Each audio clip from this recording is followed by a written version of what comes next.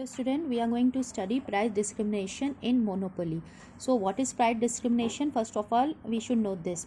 So price discrimination वो situation है जहाँ पे seller सेम प्रोडक्ट के डिफरेंट प्राइजेस चार्ज करता है डिफरेंट कस्टमर्स से, ठीक है. एंड इट मीन्स डैट अगर सेम प्रोडक्ट के डिफरेंट प्राइजेस डिफरेंट कस्टमर्स से चार्ज किए जाएँ तो उसको कहते हैं price discrimination.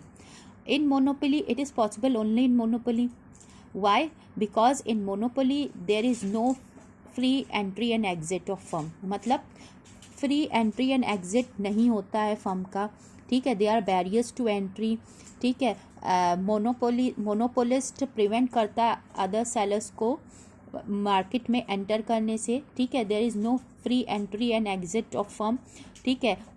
There are barriers to entry and that's why there is no competition in monopoly, ठीक है. डेट्स वाई इसीलिए कंपटीशन नहीं होता है, बैरियर्स होते हैं एंट्री में, ठीक है. और मोनोपोलिस्ट दूसरे सेलर्स को ईजिली मार्केट में एंटर नहीं करने देता है, ठीक है. Free entry and exit of firm नहीं होता है, डेट्स वाई कंपटीशन भी नहीं होता है, ठीक है ना. और जब कंपटीशन नहीं होता है तो monopolist easily different prices different customers से चार्ज कर लेता है, ठीक है ना. तो जो प्राइस डिस्क्रिमिनेशन है वो दो मार्केट में कब होता है.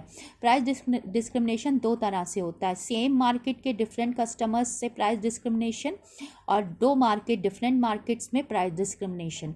जब दो मार्केट्स में प्राइस डिस्क्रिमिनेशन होता है तो उसका बेसिस होता है डिफरेंस इन प्राइस इलास्टिसिटी. जब दो मार्केट्स हैं तो दो मार्केट्स की जब इलास्टिसिटी डिफरेंट होगी तभी प्राइस डिस्क्रिमिनेशन पॉसिबल है.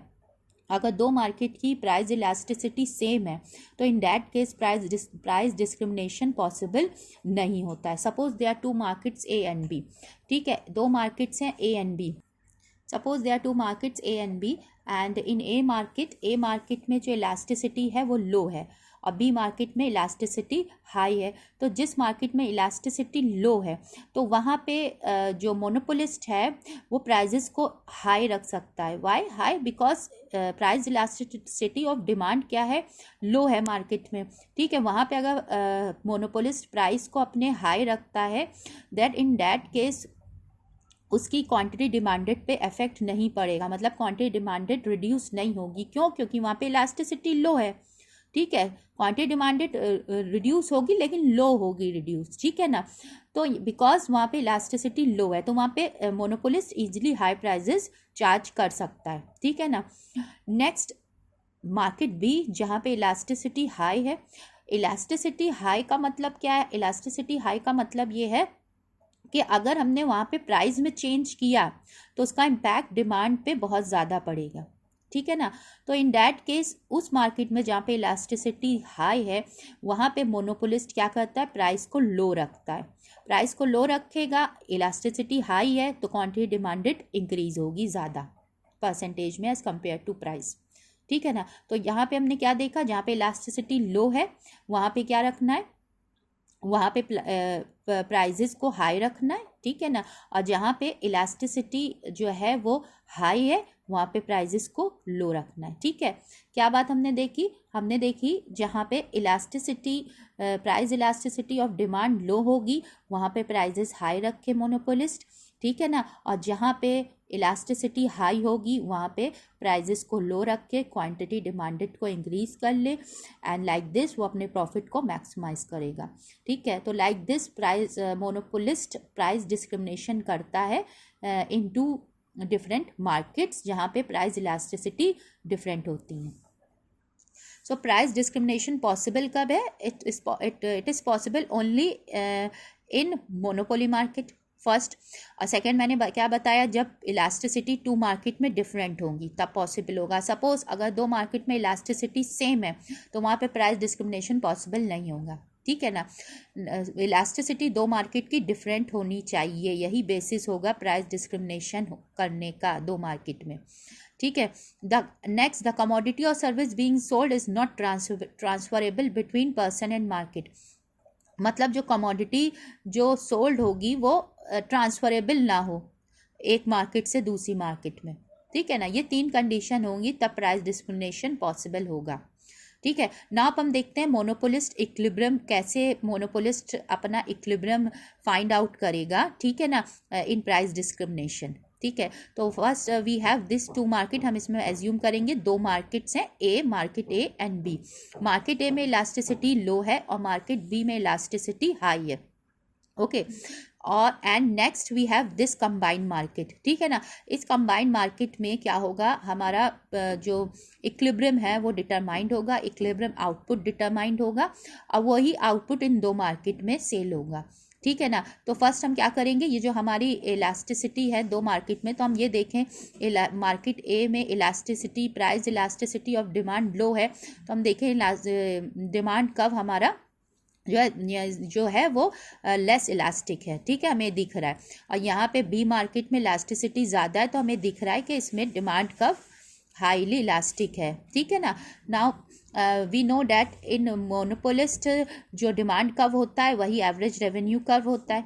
ठीक है ना, एंड इसमें जो डिमांड कर्व है वही एवरेज रेवेन्यू कर्व है। तो इस डिमांड कर्व से मोनोपोलिस्ट क्या करेगा, कंबाइंड डिमांड कर्व या हम कहें एवरेज रेवेन्यू कर्व को ड्रॉ करेगा। ठीक है ना, तो हम देख रहे हैं यहाँ पे ये इलास्टिसिटी पहले लो दिख रही है फिर हाई, तो इन दो मार्केट जो हैं A market A and B, इसके बेस पर ही ये कंबाइंड डिमांड कर्व ड्रॉ होगा। ठीक है, and then we have this marginal revenue curve also. ठीक है ना, तो इक्विलिब्रियम कहाँ पे आएगा, इक्विलिब्रियम वहाँ पे आएगा जहाँ पे मार्जिनल कॉस्ट कर्व कट करेगा, जहाँ पे marginal cost curve marginal revenue curve को बिलो से कट करेगा।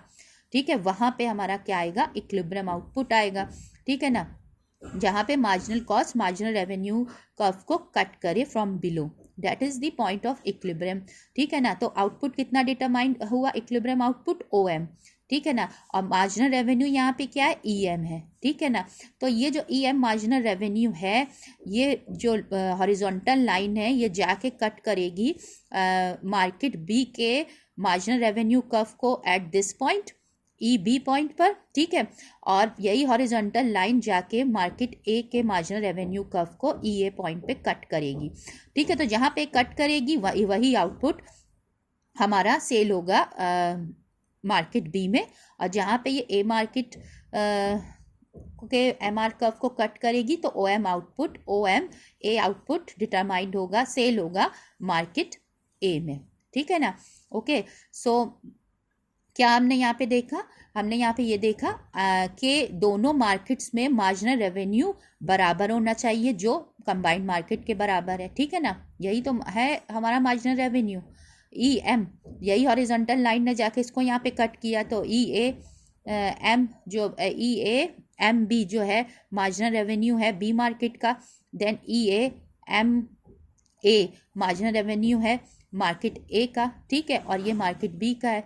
ठीक है, now we see that marginal revenue in the two market should be equal. ठीक है ना, एंड दोनों मार्केट का मार्जिनल रेवेन्यू सिर्फ इक्वल नहीं होना चाहिए, that should be equals to the marginal cost of the combined market. ठीक है ना, तभी जो आउटपुट यहाँ पे हमारा इक्विलिब्रियम आउटपुट कंबाइंड मार्केट में निकला है वही यहाँ पे और यहाँ पे सेल होगा। मतलब इन दो आउटपुट को अगर हम ऐड करें तो वो इस कंबाइंड मार्केट के इक्वल होना चाहिए आउटपुट के। ठीक है ना, सपोज दिस मार्केट में हमारी जो मार्केट ए थी यहाँ पे कम सेल होगा। ठीक है, क्योंकि यहाँ पे इलास्टिसिटी कम है। ठीक है, यहाँ पे सपोज 2 यूनिट सेल हुई। ठीक है, और यहाँ पे हमारी 6 यूनिट सेल हुई। ठीक है ना, तो 6 और 2 8 जो है इसके बराबर होना चाहिए। ठीक है ना, means the output of A market A and the output of B market, इन दोनों का टोटल जो है वो कंबाइंड मार्केट के आउटपुट के बराबर होना चाहिए। वो कब बराबर होगा, जब इन दोनों मार्केट में मार्केट ए और बी में मार्जिनल रेवेन्यू बराबर होगा, और वो किसके बराबर होगा, कंबाइंड मार्केट के मार्जिनल कॉस्ट के बराबर। ठीक है ना, ओके, मार्जिनल कॉस्ट के बराबर। ठीक है, मार्जिनल रेवेन्यू दोनों मार्केट के बराबर क्यों होना चाहिए, क्योंकि जिस मार्केट का मार्जिनल रेवेन्यू कम होगा तो वो वहाँ का जो गुड्स होंगे उसको उस मार्केट में ट्रांसफ़र करना पड़ेगा सेलर को जिस मार्केट में मार्जिनल रेवेन्यू ज़्यादा है।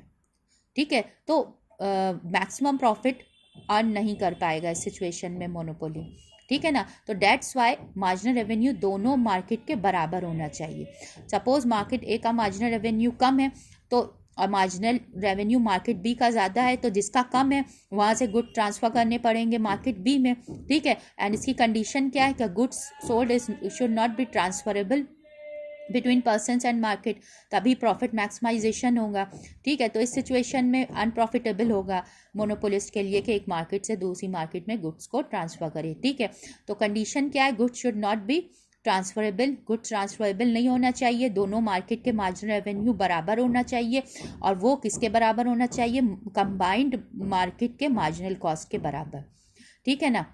और जो आउटपुट यहाँ पे डिटरमाइंड हुआ है वो आउटपुट ही मार्केट ए और मार्केट बी में सेल होगा, किस अकॉर्डिंग सेल होगा, ये जो हमारा ये आया पॉइंट ओ एम आउटपुट आया, ठीक है ना। इस पॉइंट को जाके ए आर कर्व से जब हम अटैच कर देंगे देन दिस लाइन को हम वाई एक्सिस से टच कर देंगे तो हमें प्राइस मिल जाएगा O P B in market B, price यहाँ पे ये प्रिवेल होंगे ओ पी बी, ठीक है। अब इस लाइन को जहाँ पे ओ एम आउटपुट डिटरमाइंड हुआ, इस लाइन को ऊपर जाके डिमांड कर्व से एवरेज रेवेन्यू कर्व से जब टच करेंगे और देन उसको हम वाई एक्सिस से टच करेंगे तो O P B price prevail होगा मार्केट ए में, ठीक है। तो हमने क्या देखा, हमने देखा जहाँ पे इलास्टिसिटी लो है वहाँ पे प्राइजेस क्या चार्ज किए हैं मोनोपोलिस्ट ने, हाई, ठीक है ना, ओके हाई, क्योंकि यहाँ पे क्वांटिटी डिमांडेड पे इफेक्ट नहीं पड़ेगा ज़्यादा क्योंकि इलास्टिसिटी कम है, ठीक है। और जहाँ पे इलास्टिसिटी हाई है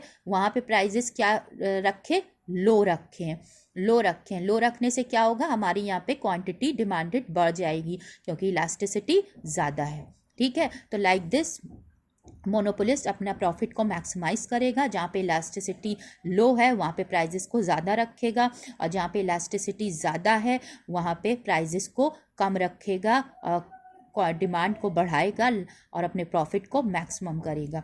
तो like this in price discrimination monopolist अपने प्रॉफिट को मैक्सिमाइज करेगा, ठीक है।